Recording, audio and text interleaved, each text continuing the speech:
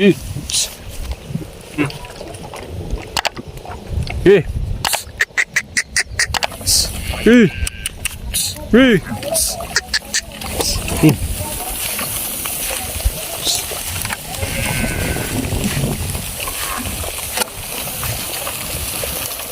Ayan na po mga kaibigan, tayo po ay nagbabalsa ng tubig sa kasalukuyan. Papunta na po tayo sa kalsada. Ito po ang ginagawa natin sa araw-araw. Araw-araw na rotation natin. Ang paghahakot ng tubig upang gagamitin namin doon. Sapagkat wala pa po tayo balon na napagawa. Sapagkat medyo mahirap din ang tubig dyan. Dahil medyo mataas ang area at maraming bato na malaki. Kaya mahirap ang paghanap ng tubig dyan. At maganda rin to para masanay rin ang kalabaw natin na sa pagbabalsa o sa pagbubuhat upang pagsampahan natin to ng araro ay hindi na po ito tatakbo. Dito siya mahahasa sa balsa. Psst. Psst. Psst. Psst.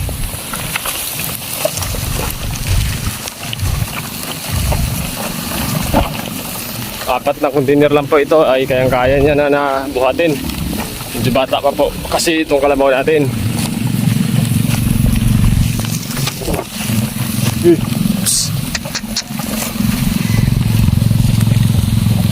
Dito na po tayo. Finally, nandito na po tayo, no? Oops! Wala ito na.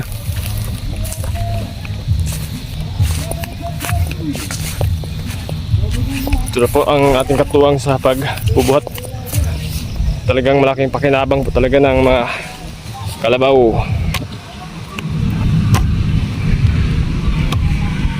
Oops!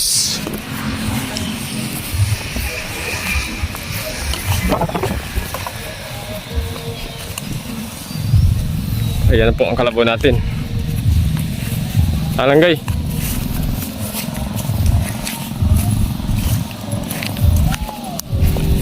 Kainin na po natin mga kaibigan.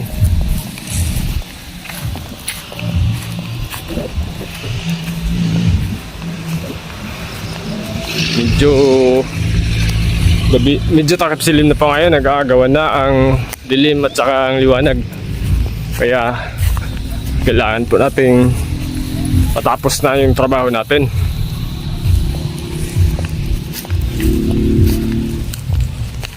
Hanggang sa susunod nga po pala ng ating pag-update.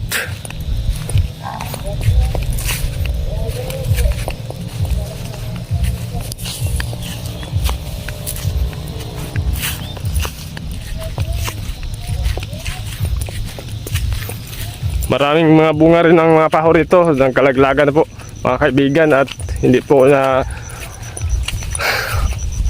ubos ng mga tao, mga kapitbahay sa pangunguha nila. Nagkalabulok na po ang mga paho.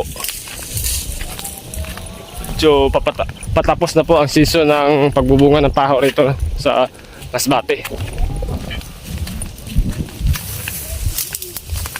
Yan na po ang mga baka natin. Mga inahin ay kailangan po nating ilipat yan dahil medyo paubos na rin yung mga damo na kinalalagyan nila ngayon.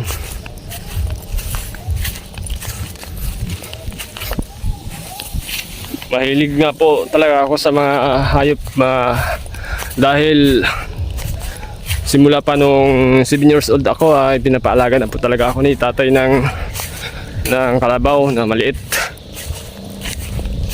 Kaya hanggang sa kasalukuyan ay talagang kinahiligan ko na talaga ang pag-aalaga ng mga hayop, na medyo nakakatulong din naman po talaga ito sa amin. Malaking tulong sa pangailangan namin, sa mga panggastos,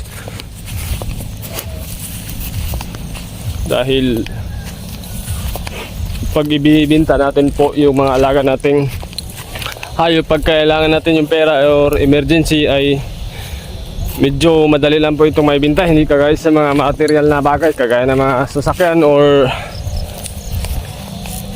lupa. Medyo mahirap po ibenta, at pag pinakailangan talaga natin ay hindi natin maibenta ng madalian, o kung madalian man ay talagang bibili lang po ng mura.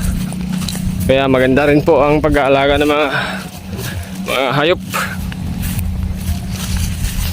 Still updating po tayo ngayon sa ating munting channel dahil matagal na rin po tayo na hindi nakapag-upload. Baka masilip po na tayo ni Lulu YouTube.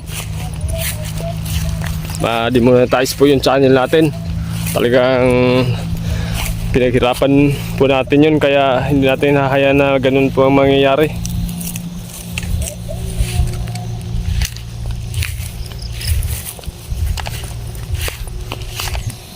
Dito na po natin ilalagay ang kalabaw.